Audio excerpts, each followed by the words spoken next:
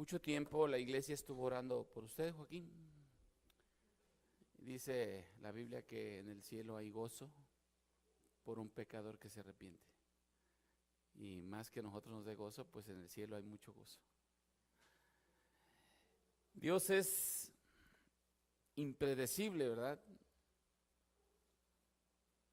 Los caminos de Dios son demasiado impredecibles. Así es que cuando nos vea predicar mal, ténganos paciencia. Dios es impredecible y sabemos que nos va a usar, ¿verdad? Ya leyó Arturo el texto, pero yo quiero platicarles algo de Lucas para que nos llevemos aprendizaje sobre Lucas. Lucas fue el escritor de Lucas y Hechos. Lucas ustedes saben que fue médico, fue historiador, algunos dicen que hasta fue pintor. Dice que nació en Antioquía, curiosamente. ¿Sabían que nació en Antioquía Lucas? Murió, según Jerónimo, un historiador, a los 84 años, célibe. Y les digo que Dios es impredecible porque curiosamente el libro de Lucas, un gentil, fue el que más escribió sobre los evangelios.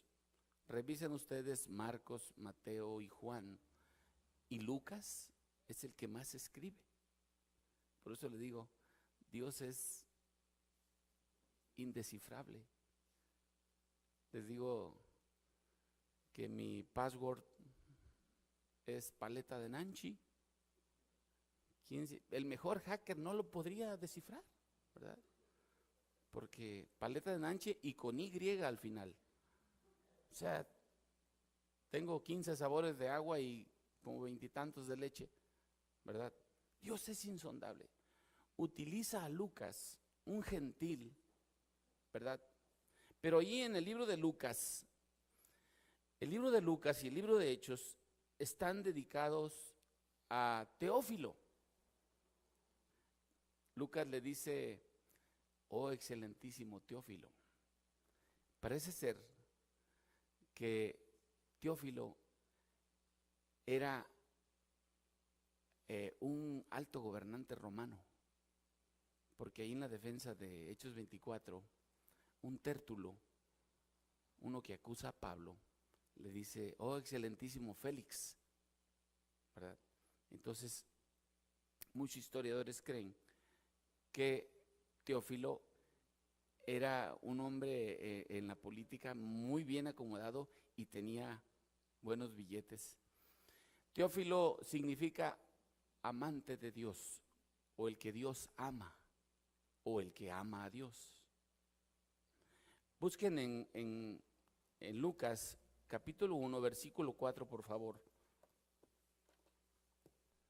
Esto es muy interesante.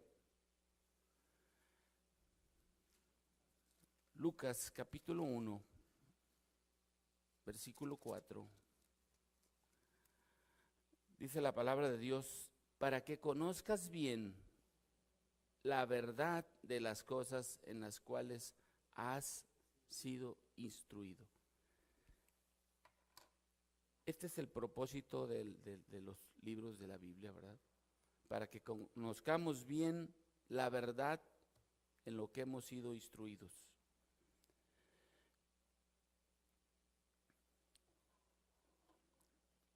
Las noticias tienen un propósito, buenas que dan alegría y malas que dan preocupación, pero todo se divulga. Lucas en el versículo 19:10 dice, el Hijo del Hombre vino a buscar lo que se había perdido. Esta es la palabra clave de Lucas. La palabra clave de Lucas es lo que dice en 2:49, es necesario. Y en este sentido está el concepto de que las promesas se cumplen. Por eso vamos a ver qué es realmente lo que nos quiere decir el nacimiento de Lucas, no hay que leerlo solamente por leerlo rasamente, pues. Tenemos que ir investigando, investigando, investigando. ¿Cuál era el propósito de Lucas, verdad? ¿Cuál era la intención de que Lucas escribiera el nacimiento de Cristo? Yo sé que fue el cumplimiento de las profecías, muchas otras cosas más se dieron en el nacimiento del Señor Jesucristo, por supuesto, pero ¿qué es lo que Lucas quería decir? A Lucas se le llama Lucas el evangelista, ¿verdad?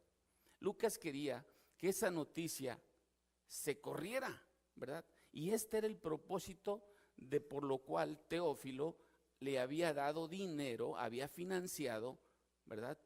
Porque Lucas era muy metódico para organizar su historia, ¿verdad? Y andaba preguntando aquí, preguntando allá, porque él no conoció al Señor, además no fue apóstol. Entonces, la intención de Lucas y la intención de Teófilo era que esto se divulgara, ¿verdad? Esta es la intención de que nosotros escuchemos esta historia, pero no solamente escucharla, sino divulgarla. Esa es la verdadera intención, divulgar la noticia.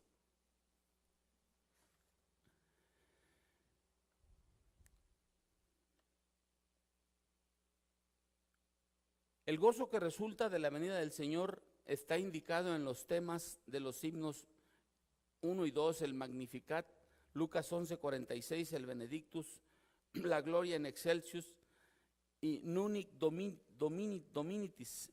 En Lucas hay más parábolas que en los demás evangelios y en su mayoría con el gozo de encontrar el reino de Dios, la oveja perdida, la moneda perdida, el hijo pródigo.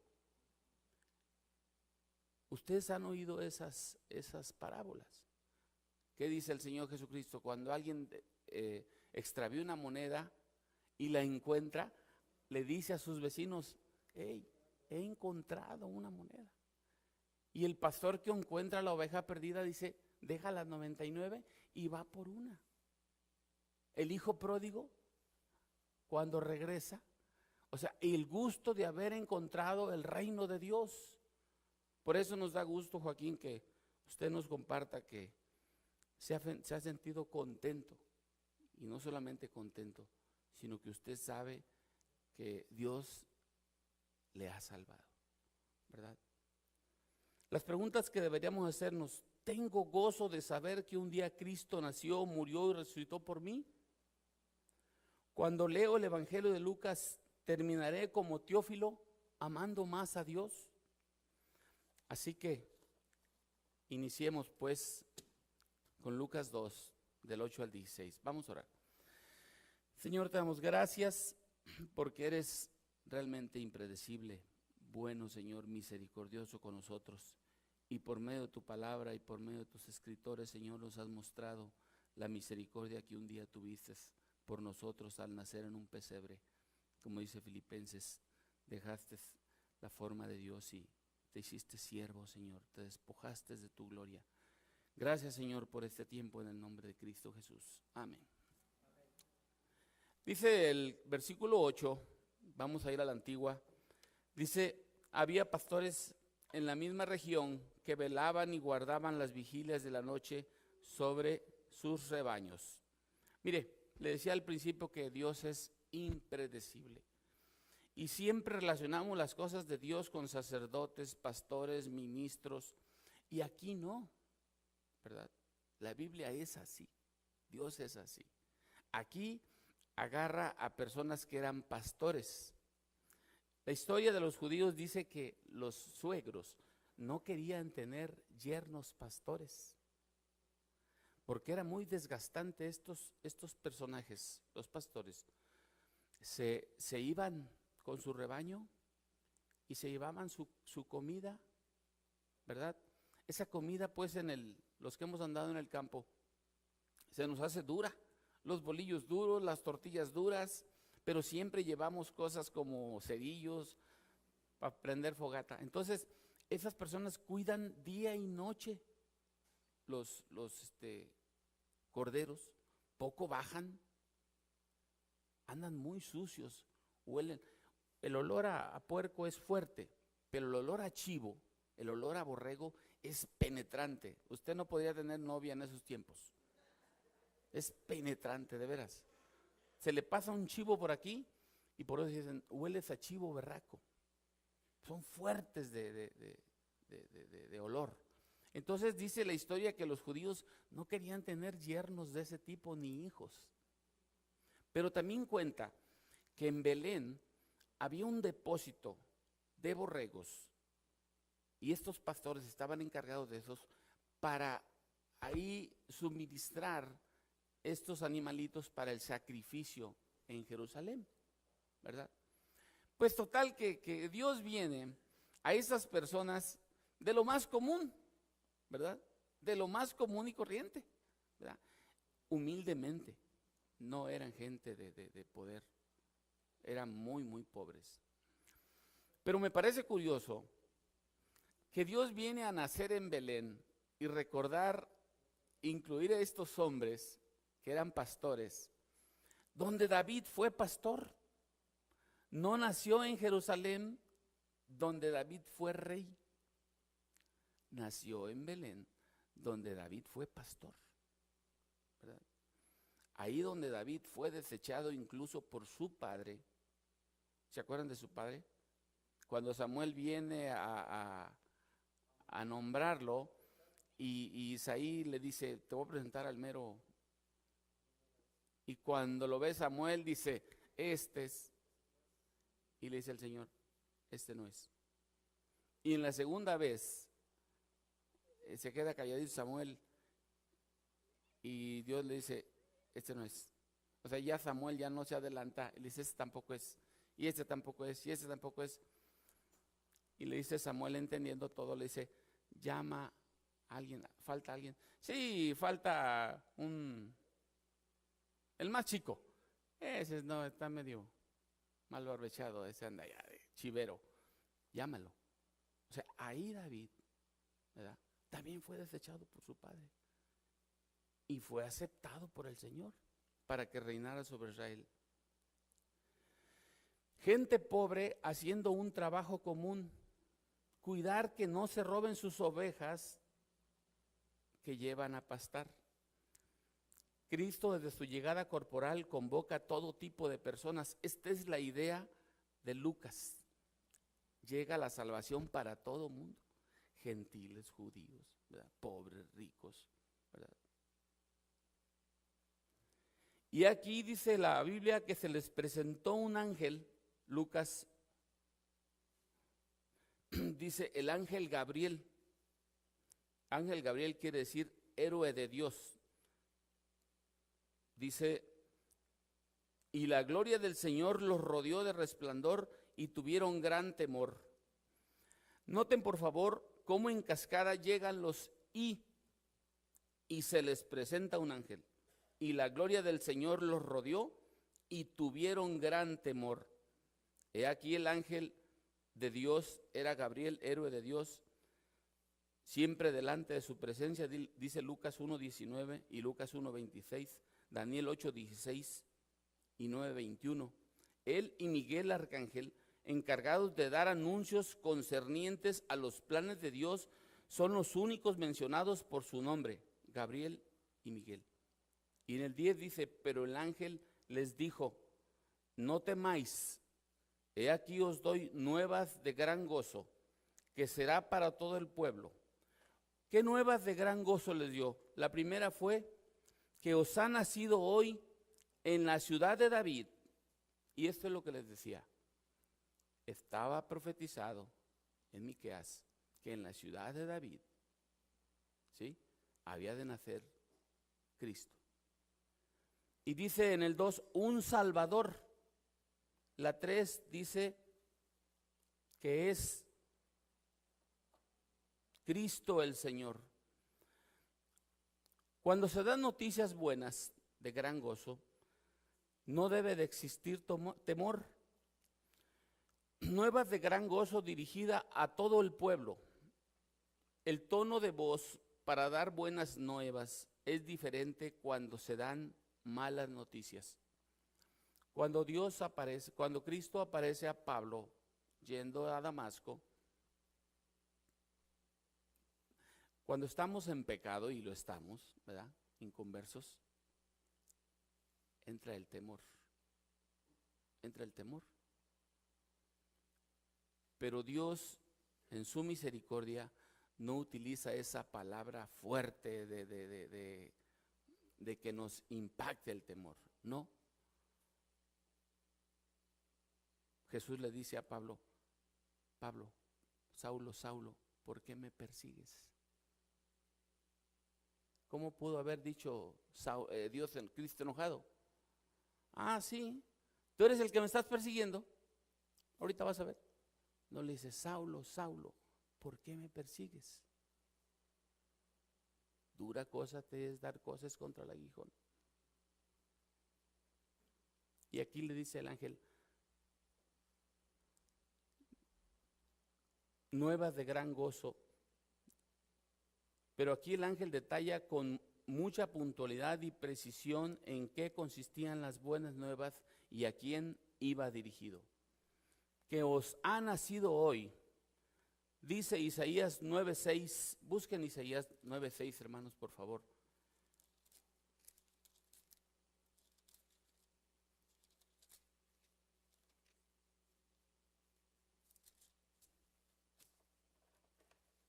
Isaías 9:6.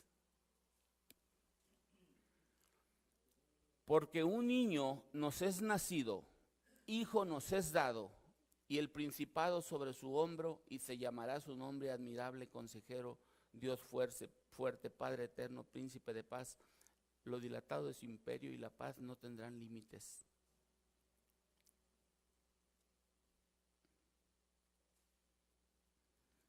La espera había terminado. En todo el Antiguo Testamento, cada año, los judíos iban con una oveja, y si no tenían, pues con una tórtola, y si no tenían, pues con harina o algo pequeño, pero tenían que ir a pagar, ¿sí?, para que su pecado se cubriera, ¿sí?, se calafateara. Y ya estaban hartos. Ya estaban hartos. ¿Hasta cuándo? ¿Hasta cuándo, Señor?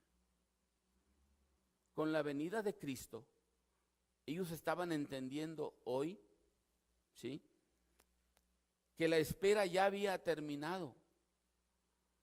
Juan 1:29 dice: he aquí el Cordero de Dios que quita, no que cubre, que quita el pecado del mundo. Dice también que había nacido en la ciudad de David. Les decía, Miqueas 5:2 dice así: un Salvador, Jesús, y de ahí viene de Yeshua. Dios es salvación. Y dice también que es Cristo el Señor, que es el Mesías, que es el ungido. Y dice el 12: esto os servirá de señal. Hallaréis al niño envuelto en pañales, acostado en un pesebre, o sea, un cajón donde se ponía la comida de forraje para los animales. Mire, Dios siempre ha utilizado datos claros y inequívocos. ¿Se acuerdan cuando iba a festejar la Santa Cena, ya la última cena? ¿Quién se acuerda de eso? ¿Se acuerdan bien? Les dice: va a entrar a la ciudad y los va a encontrar un hombre que trae un cántaro. A él decirle, donde él se meta, ahí decirle que voy a celebrar la última cena. Y lo curioso era que los hombres no cargaban cántaros, eran las mujeres. Pues aquí algo igual, les da la indicación precisa de que Cristo, el Señor, iba a estar envuelto en pañales en un cajón. ¿Quién se imagina que iba a estar en un cajón? Usted se imagina que está en una cama, ¿verdad? Ahí está envuelto en pañales. No, él iba a estar en un cajón, ¿verdad? Datos inequívocos. Dice en el 13, y repentinamente aparecieron con él una multitud de las huestes celestiales que alababan a Dios y decían: gloria a Dios en las alturas. O sea, decían: hosana al Hijo de David. Los judíos en el Salmo 118 del 23 al 25 sabían que la salvación provenía de Dios y querían que lo salvara. Este era un canto utilizado en las fiestas de los tabernáculos. Cuando Cristo entra a Jerusalén y le ponen ramas y le ponen palmas y lo aplauden y hosana al Hijo de David, sálvanos, sálvanos. Pero no era de su pecado, era de la opresión romana, ¿verdad? Él entendió eso, ¿verdad? Por eso la salvación no vino así. Y este Salmo 118, Dios lo dijo para la segunda venida, porque ya así la gente va a decir: hosana al Hijo de David, ¿verdad?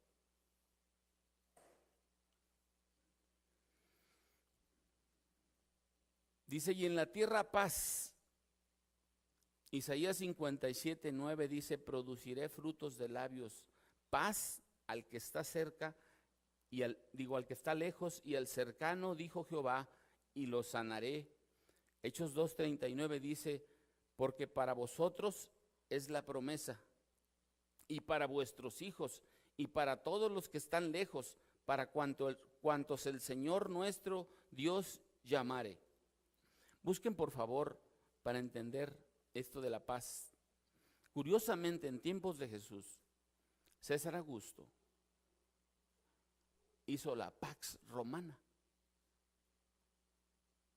Él echó a volar la Pax Romana. Curiosamente, Nerón y Calígula lo traicionan y se hace el desbarajuste. Y a esta época de Nerón y Calígula se le conoció como la época de los traicioneros. No hubo paz. El hombre no tiene paz. ¿Sí? Hoy la gente anhela la paz. Vivimos en un tiempo de inseguridad, de violencia, de todo, hermanos. No tenemos paz. Romanos 5:1 dice: justificados pues por la fe, tenemos paz. ¿Para quién? Para con Dios. El hombre estaba enemistado con Dios. Había una acta que nos era contraria. Eso nos acusaba a nosotros, ¿verdad?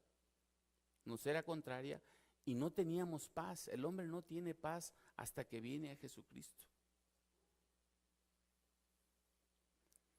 Dice Efesios 2, del 12 al 18. Busquen por favor, hermanos, Efesios 2, del 12 al 18.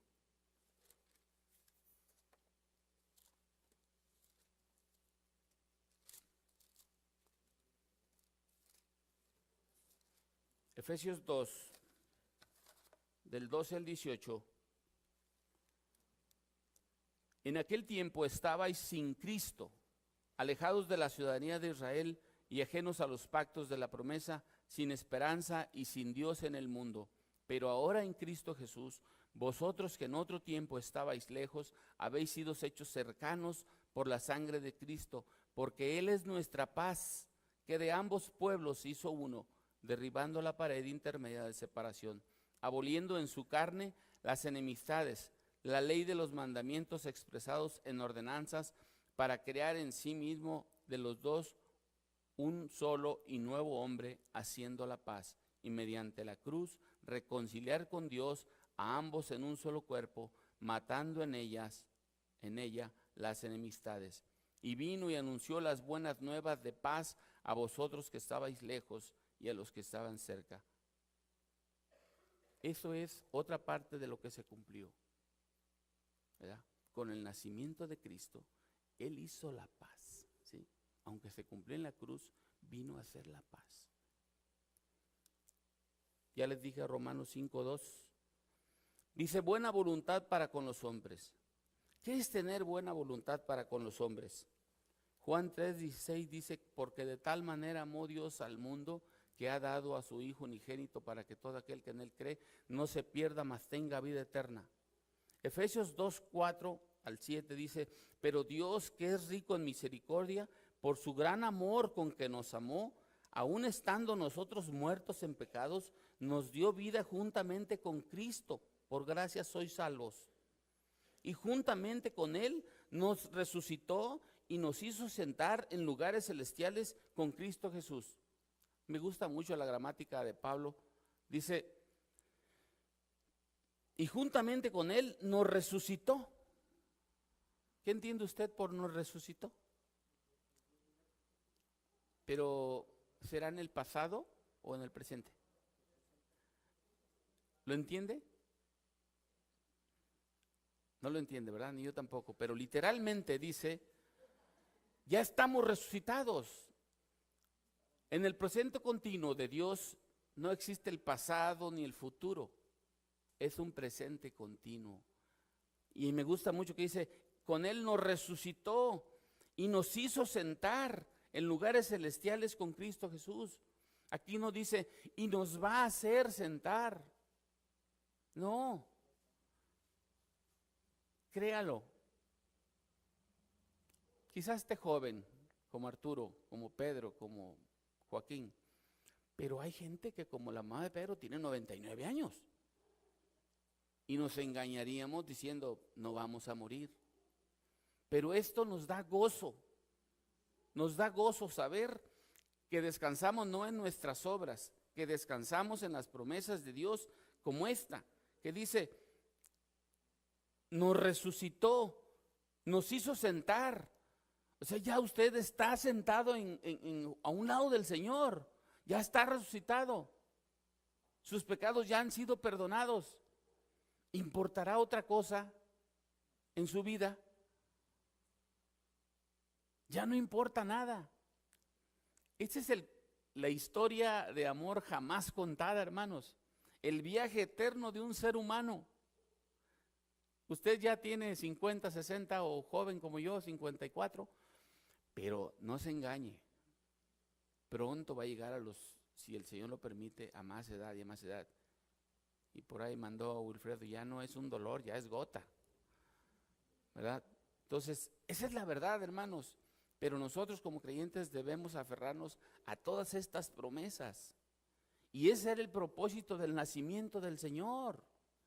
Que Lucas contara esto para que la gente dijera, ah, caray, yo me incluyo aquí. Y yo me agarro aquí de Efesios y me agarro de Lucas y me agarro de toda la Escritura.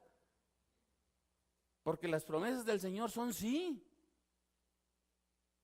Este es el viaje eterno. Ya nos resucitó, estamos ya literalmente en lugares celestiales. Aquí ya estamos nomás viviendo horas extras. Porque como muere uno, va a morir el otro. Y dice el 7, para mostrar en los siglos venideros las abundantes riquezas de su gracia en su bondad para con nosotros en Cristo Jesús.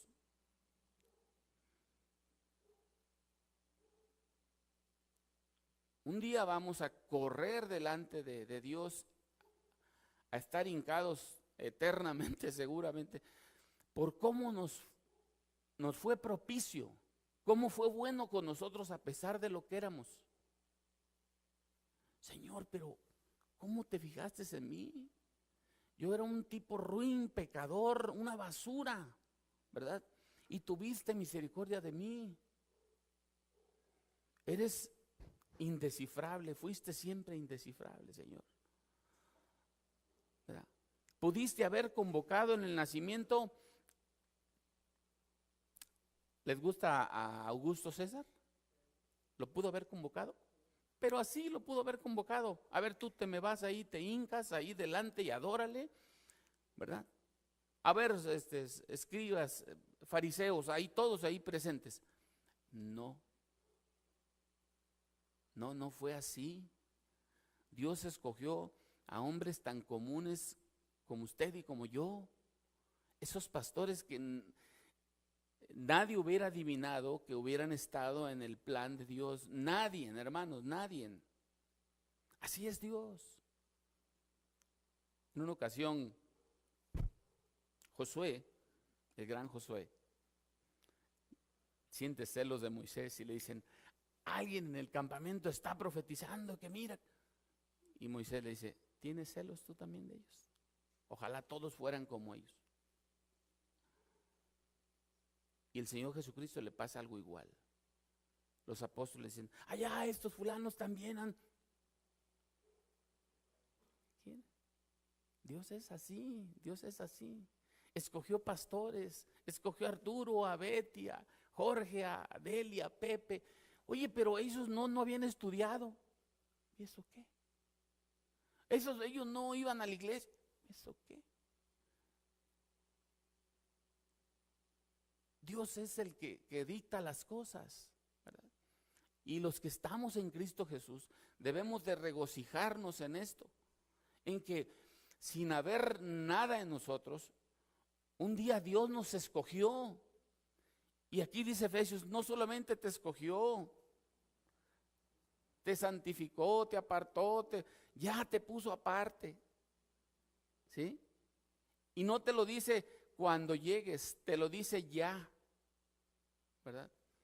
Eso es lo que nosotros debemos de procurar gozarnos siempre. Ah, Señor, qué grande misericordia tuviste conmigo, ¿verdad? Por eso el rey David decía, ¿quién soy yo y quién es mi familia? Para que te hayas fijado en ellos.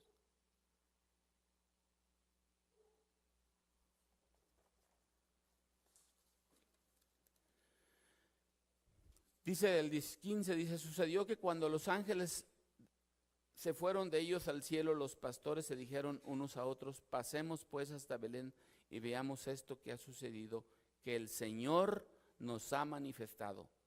Fíjense qué interesante, que el Señor nos ha manifestado. Ellos no dicen que los ángeles nos han, no, ellos sabían que el Señor les había manifestado este. Dice, no pusieron en duda lo que divinamente se les había revelado. Dios no miente y todo lo que diga se cumplirá. Parece ser que el escrito es, no dijeron, oye, vamos a ver si no fue un chisme. No, dice, vamos.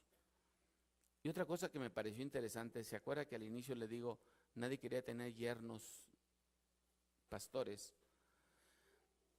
No podían dejar ellos sus rebaños. Pues estos hombres dejan todo. ¿En quién confían? En Dios. ¿Podría cuidar Dios de los rebaños? Pero por supuesto, por supuesto. A veces nosotros, en lo personal nos pasa, ¿no? No podemos dejar algo. No, es que, no, esto es más importante. Tú déjalo. Déjalo. Dios está en control. Y estos arrancan. Yo creo que ahí los tuvo quietecitos el Señor a las ovejitas, hasta que estos hombres fueron y verificaron lo que les había dicho el Señor. Ahora, vean la trayectoria desde que se da la noticia a estas personas. Vean el propósito de que ellos están grabando una noticia, pero ¿para qué? Una noticia para compartir. ¿Ya escucharon que es el Mesías? ¿Ya escucharon que es el Señor? ¿Ya escucharon que es Dios? ¿Ya escucharon que nació en la ciudad de David? ¿Verdad? Intrínsecamente dicen, pues sí, somos pecadores y ya era necesario, ¿verdad? Que viniera el Señor a salvarnos. Todo esto lo van grabando. ¿Con qué propósito? ¿Con qué? De compartirlo, ¿verdad? En el 17 y el 18, quiero irme hasta el 18 porque ya no van a predicar, no se va a predicar más de esto. Dice, al verlo dieron a conocer lo que se les había dicho acerca del niño, y todos los que lo oyeron se maravillaron de lo que los pastores decían. Esta es una noticia suficiente para testificar sobre la salvación de Cristo. Cristo fue muy especial en sus mensajes. ¿Se acuerdan en la boda de Caná? ¿Quién se acuerda de la boda de Caná? Todos se acuerdan de las bodas de Caná, ¿verdad? ¿Qué hace Jesús? Bueno, leyendo un poco más, dice que literalmente de las tinajas que había de agua, a la hora que estaban vaciando el agua en las jarras, se convertía en vino. Eso fue lo maravilloso. O sea, en una tinaja de piedra, no el Señor le metió el dedo y la tiñó. No. Lo maravilloso de esto era que a la hora de vaciar se estaba convirtiendo en vino. Acá era una cosa de agua y a la hora de vaciarlo era vino. ¿Cuál era el mensaje ahí? ¿Que tomaran vino? ¿Que no tomaran? Ese es el asunto de ellos. El mensaje, ¿sí? Dice que este fue el principio de las señales y sus discípulos creyeron. Pero yo digo, ¿el maestresala no creyó? ¿Los meseros no creyeron? ¿Los ayudantes no creyeron? ¿Qué hicieron esas personas al ver esta maravilla? Inmediatamente fueron con su hermano, con su tía, con su mamá, con su... ¿Qué creen que pasó en las bodas de Canaán? Fue una persona que dice que es el Cristo, el Mesías, y agarró agua de una tinaja, estaban agarrando agua y se estaba convirtiendo en vino.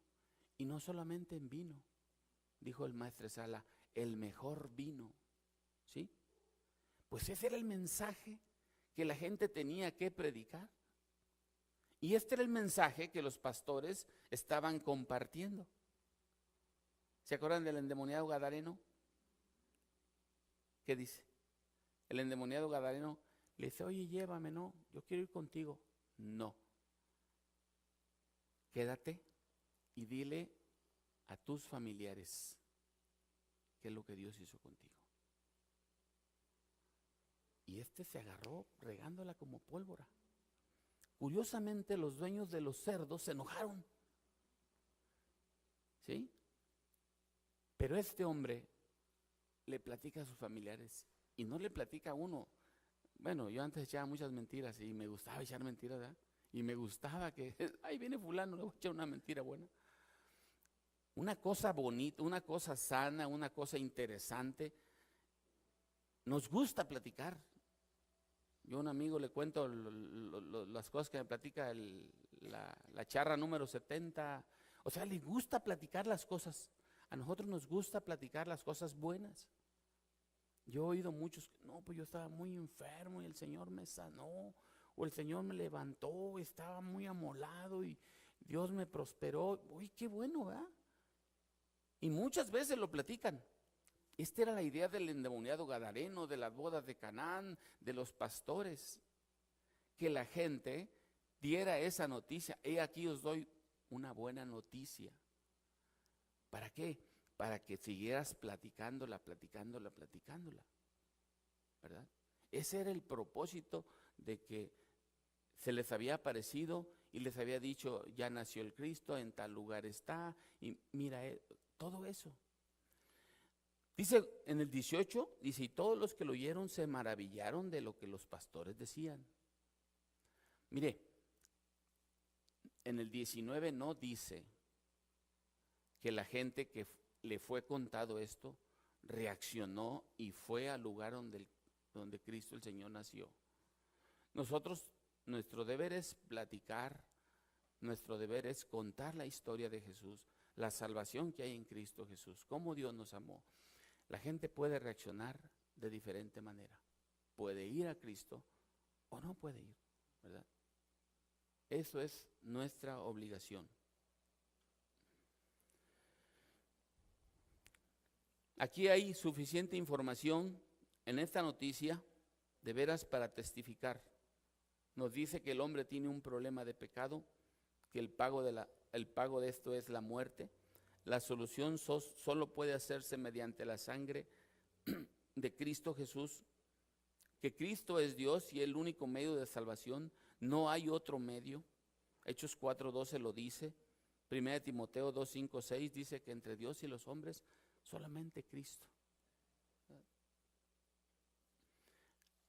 Yo espero, hermanos, que el nacimiento del Señor en estas épocas nos traiga la motivación de dar esa noticia para que la gente más y más conozca a Cristo y podamos ver gente como Joaquín alabando a Dios, dándole gracias porque tuvo a bien salvarle. Vamos a ponernos de pie.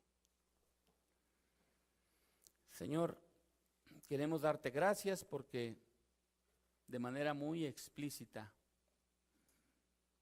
tú nos das las herramientas para compartir las buenas nuevas de que un día tuviste a bien mandar a tu Hijo, Dios hecho hombre, para morir por nosotros cuando aún éramos pecadores.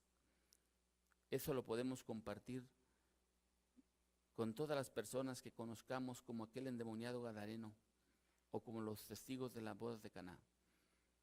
Te damos gracias, Señor, porque has tenido gran misericordia con nosotros. Bendícenos, Señor, en esta tarde, en el nombre de Cristo Jesús. Amén.